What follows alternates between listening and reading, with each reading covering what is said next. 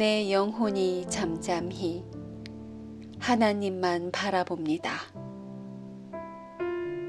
혼란의 소용돌이 속에 있을지라도 고요히 주님만 바라봅니다. 주님만이 우리의 구원이시고 희망이시기에 걱정과 근심을 내려놓고 온 마음을 다해 주님을 구합니다. 믿음이 연약하여 시험에 들고 사랑이 부족하여 용납하지 못하며 소망보다는 비관의 늪에 빠질 때 주님, 우리로 눈을 들어 주를 보게 하소서. 주님, 묵묵히 주를 기다리게 하소서. 주께서 제자들을 향해 숨을 내쉬셨던 것처럼 그 숨을 우리에게 불어넣어 주소서. 우리와 영원토록 함께 하시는 성령님, 불같이 바람같이 우리 영혼에 임재하여 주소서. 하루하루 굳건히 주님의 말씀을 붙들고 살아갈 때 세상이 알 수 없는 평안과 하늘의 기쁨을 누리게 하소서. 살아계신 우리 주 예수 그리스도의 이름으로 기도드립니다. 아멘.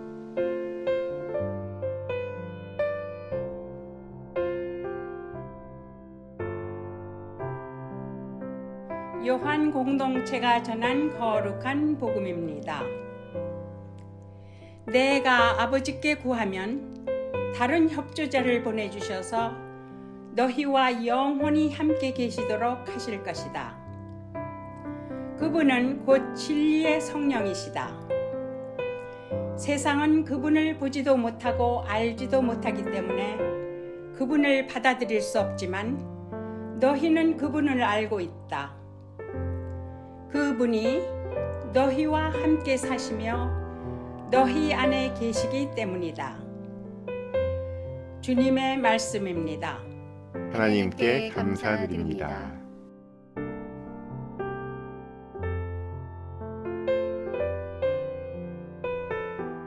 할렐루야! 하나님 아버지와 우리 주 예수 그리스도로부터 오는 은혜와 평강이 이 자리에 계신 모든 분들과 함께 하시기를 바랍니다. 저는 어쩌다가 고장이 안 나는 자동차를 사게 돼서 그야말로 오래오래 타고 있습니다. 그래도 고장을 피할 수 없는 부분이 있어요. 자동차의 시동을 걸리게 하는 스타트 모터는 늘 때가 되면 고장나기 마련입니다. 작은 차든 큰 차든 타이어하고 이 스타트 모터는 때 되면 갈아야 돼요. 어느 날인가는 중요한 날 고장이 난 거예요. 애들 친구 생일 파티에 바쁜 날인데 고장이 났습니다. 그래서 AAA에 전화를 걸어놓고 이 토잉카 견인차를 기다리고 있는데 추운 겨울에 차 속에서 떨고 있어야 되는 딸내미들이 안쓰러웠습니다. 그런데 그 생일 파티를 주최한 친구 아빠가 이 상황을 보더니 기꺼이 저와 함께 있어 주겠다는 거예요. 아이들은 자기 아내가 집에 데려다 주도록 하겠다고 호의를 베풉니다. 생각지 못한 호의여서 정신없는 가운데 그러겠다고는 했습니다. 그런데 여러분 그거 아실지 모르겠습니다. 남자 둘이, 그것도 그렇게 친하지 않은 사람끼리 나란히 앉아 있으면 별로 할 말이 없습니다. 게다가 그 아빠도 말수가 적은 편이에요. 저도 매주 설교하는 사람이지만 말수가 적은 편이잖아요. 요새는 여성 호르몬 덕분인지 몰라도 조금씩 많아지는 것 같습니다. 그렇게 한 40여 분 동안 같이 있는 동안에 이런저런 얘기를 하긴 했는데 그래도 생각지 못하게 다정했던 시간이었습니다. 몇 년을 두고 그 일이 자꾸 생각나는 거예요. 같이 있어 준다는 게요, 보이진 않아도 엄청나게 큰 고마움으로 느껴집니다. 힘들 때 친구가 진짜 친구다, 이런 말이 저는 그날 피부로 다가왔습니다. 여러분도 그런 고마움을 느껴보신 적 있으신지, 또 누군가에게 그런 친구가 되어주신 적이 있으신지 궁금합니다. 이렇게 함께 해준다는 것, 이것이 한 번, 두 번이면 호의고 어떤 사람들에게는 상식일 거예요. 상식은 지난주에 제가 말씀드린 것처럼 철학으로부터 나오는 거예요. 세상 사람들이 살아가는 이치입니다. 그런데 오늘 요한 공동체는 세상이 보지도 못하고 알지도 못하는 분을 소개합니다. 그저 딱 한 번 같이 있어주는 것만 해도 그토록 고맙고 마음에 여운이 남는 일인데 영원히, 몇 번도 아니고 영원히 함께 계시도록 하는 협조자를 보내주시는 우리 주 예수 그리스도를 증거하고 있습니다. 오늘 본문 말씀대로 세상 사람들의 상식으로는 알 수 없고 볼 수 없는 하늘의 법칙이 있습니다. 물론 우리가 살다 보면 상식은 없는데 진리만 추구하는 사람들도 있습니다. 우리도 신앙생활하면서, 그리고 저도 목회하면서 상당히 힘든 부분이, 누구도 자유로울 수 없는 부분이기도 해요. 요한일서 4장 20절에 보면 누구든지 하나님을 사랑하노라 하고 그 형제를 미워하면 이는 거짓말하는 자라, 이렇게 선포하고 있습니다. 상식은요, 초등학문입니다. 반면에 진리는 고등학문입니다. 상식은 기본입니다. 신앙을 귀하게 생각한다면, 우리 예수님을 사랑한다면 최소한의 상식은 여러분 그냥 간단히 생각하십시오. 이 상식이라는 것은 주님에 대한 예의입니다. 그런데 상식의 뿌리가 되는 이 철학이라는 것과 우리가 가진 신앙은 작동 방식이 좀 다르죠. 상식은 시대의 정신에 따라 달라집니다. 그 사회가 가진 문화유산에 따라 변합니다. 나라와 민족마다 다르고 인종과 사회적 계급마다 서로 다릅니다. 그러나 우리의 신앙을 주관하시는 진리의 영은 영원하신 줄로 믿습니다. 이 상식과 에티켓에 따라서 베푸는 한 번, 두 번의 호의와 비할 수 없는 영원한 동행이 바로 성령께서 하시는 일입니다. 오늘 이 복된 성령 강림절에 우리와 동행하시는 영원하신 친구 성령 하나님을 마음에 귀히 모시는 은혜의 시간 되시기를 주님의 이름으로 축원합니다. 성령 강림절은 그리스도교의 탄생을 알리는 축제날입니다. 오늘 대면 예배 나오시는 교우분들께 빨간색 옷이나 스카프 같은 포인트를 하고 오시라고 말씀드렸는데, 우리 교회의 창립 기념일보다 더 큰 기쁨으로 최초의 교회가 탄생한 사건을 축하했으면 좋겠습니다. 그런데 시작을 보면 그렇게 낙관적이지는 않았습니다. 예수님께서 십자가에 달리시고 나서 다들 숨기 바빴죠.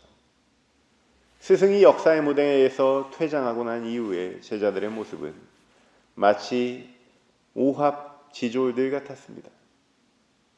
자기 직업으로 돌아가겠다고 물고기 잡고 있던 이런 제자들 사이에서 어떻게 그리스도교가 탄생하게 됐는지 여러분 궁금하지 않으십니까? 이런 생각을 해보신 분들도 계실 겁니다. 예수께서 계셨을 때 그냥 한 번에 성령님도 오시고 기독교도 세워지고 교회도 세워졌으면 얼마나 폭발력이 있었을까? 로마 황제가 기독교 공인을 하기 전까지 얼마나 많은 그리스도인들이 핍박을 당하고 각종 형벌로 순교를 당했는지 생각해보면 이렇게 뒤늦은 교회의 탄생이라는 것이 어떤 의미를 가지는 걸까 생각해보지 않을 수 없습니다. 아이러니하게도 예수께서 승천하시고 나서야 120명이 성령 받는 사건이 일어납니다. 예수 생전에 3년 동안 그렇게 하나님 나라를 설명했어도 제자들은 예수님의 그 차원에 도달하지 못했습니다.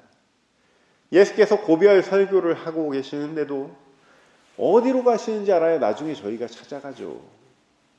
아버지가 어떻게 생겼는지 알려주셔야 나중에 만나면 알아보죠. 이렇게 서로 다른 얘기를 하고 있었습니다. 제자들은 이때까지만 해도 이 유대교라는 울타리를 넘지 못하는 그런 생각의 틀에 갇혀 있었습니다. 그렇게 3년 동안 일어나지 않았던 폭발력 있는 성령의 역사가 어떻게 그날 모였던 120명에게 임할 수 있었을까? 이러한 수수께끼를 마주하여 어디까지 풀어볼 수 있을지 함께 가보겠습니다. 첫째는 말의 부재입니다. 예수의 자리를 대신하신 분께서 말 너머의 것으로 우리와 함께 하시는 그 과정 가운데 성령의 폭발력 있는 역사가 나타난 줄로 믿습니다. 예전에 저와 제 아내는 8년간 친구 사이였습니다. 친구 사이였을 때는 서로 고민 상담도 들어주고 시간 되면 얼굴도 보고 아니어도 서운할 것 없는 그런 관계였는데 어느 순간 좋아하는 마음이 싹트기 시작하니까 좀 변하는 거예요. 어느 날 문득 저에게 커피 한 잔 건넨 것뿐인데 희한하게 심장 박동이 빨라지고 자꾸 생각나요. 이전까지 심심할 때 그냥 툭툭 걸던 말도 잘 못 걸게 되는 거예요. 친구 사이였을 때는 말로 모든 것을 해결할 수 있었고 이 마음속으로 따로 할 말이 없었어요. 그런데 사랑의 강을 건너고 나니까 말로는 다할 수 없는 마음의 소리가 제 안에 온통 가득 차는 게 느껴졌습니다. 지금도 그때 제가 홀로 추앙하면서 못다한 마음의 말들을 다 어떻게 표현할지 모르겠습니다. 정작 연인들도 같이 있을 때는 그냥 눈만 쳐다보고 있다가 서로 멀리 떨어지게 되면 무심코 편지도 쓰고 싶어지고 마음에 담아놨던 소리도 털어놓고 싶어집니다. 그러다가도 서로 나란히 앉아있을 때는 할 수 없는 그런 주제의 이야기들이 있는 거죠. 이처럼 예수께서는 지난 3년간 함께 말로 묶였던 그들의 공동체를 세상으로 파송하시면서 하나님 아버지께 구합니다. 아버지께 다른 협조자를 보내주시라. 그래서 제자들과 영원히 함께 계시도록 해달라고 부탁드리겠다고 약속하십니다. 예수께서 떠난 자리에 오시는 협조자 성령은 마치 떨어진 연인 사이에 보내는 그러한 편지와 같습니다. 예전에 함께 동역하던 할머니 전도사님 한 분이 계셨어요. 이분은 주일날 저녁이 제일 쓸쓸한 분이세요. 잠만 그냥 집에서 주무시고 월요일도 교회에 나와서 기도하고 성경 보고 마당에 화초 가꾸시는 그런 분이신데 주일 저녁에 집에 갈 때 저한테 꼭 이렇게 말합니다. 목사님 편지해. 저는 당시에 파트타임 뉴스 사역자여서 금요일에나 그분을 만나는데 이 일주일이 너무 길다는 말이 전화가 있는데 편지하라는 말은 진짜 편지를 쓰라는 말이 아니라 한 주간 잘 지내세요 라는 뜻에다가 보고 싶을 거라는 말이 더해진 그런 정감 있는 표현이죠. 이 편지라는 것은 거기 써 있는 글씨 내용만이 중요한 게 아닙니다. 받았을 때의 기쁨, 봉투를 뜯을 때의 그러한 감정, 편지지의 질감, 그 사람만의 글씨체, 그리고 글탈의 너머로 보이지 않는 그 행간에 비치는 마음이 그 편지 안에 들어있는 거죠. 성령님은 이처럼 이 언어 차원에서 담아낼 수 없는 사랑으로 바우사도의 표현에 따르면 말할 수 없는 탄식으로 우리와 함께 하시는 예수께서 보내신 편지와 같은 분이십니다.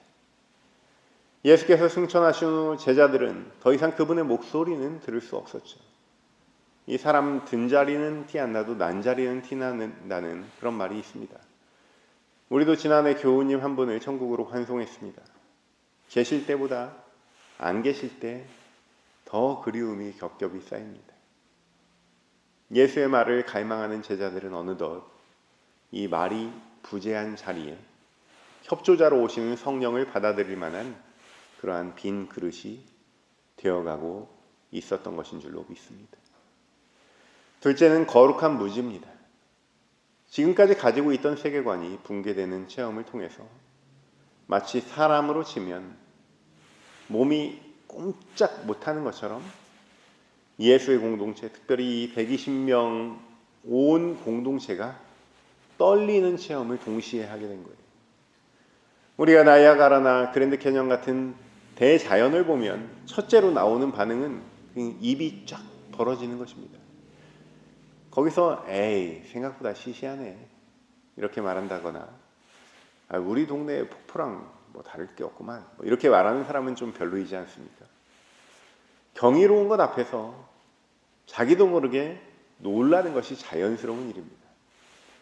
예수님 따라다니면서 지난 3년 동안 많이 배운다고 배웠는데 그 말로만 듣던 십자가와 부활을 경험하고 직접 눈으로 봤을 때 그들의 놀란 가슴은 이루 표현할 수 없을 정도였을 것입니다.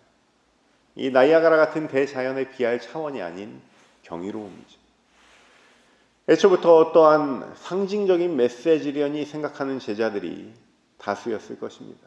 그러나 부활하신 예수를 직접 목도했을 때 그들이 가지고 있던 세계관은 무너졌고 그 부활이라는 것이 무엇인지 감도 전혀 잡히지 않는 완전한 무지에 도달했을 때 이것을 거룩한 무지라고 할 수 있습니다.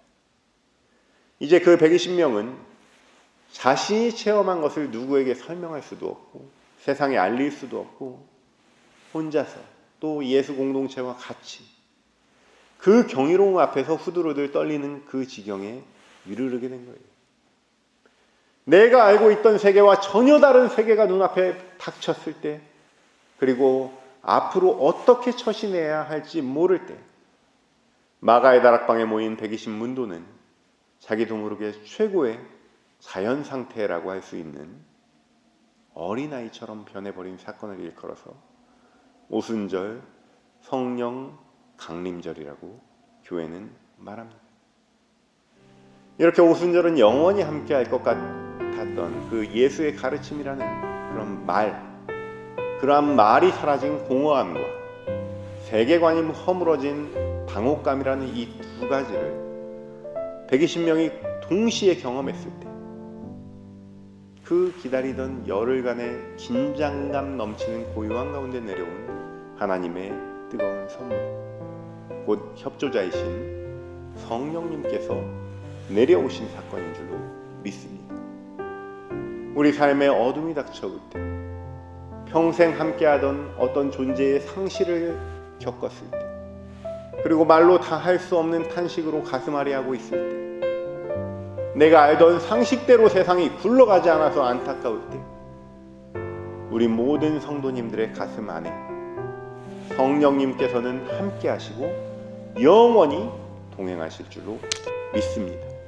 모든 지각 위에 뛰어난 하나님의 평강 그리스도 예수 안에서 너희 마음과 생각을 지키시리라. 아멘.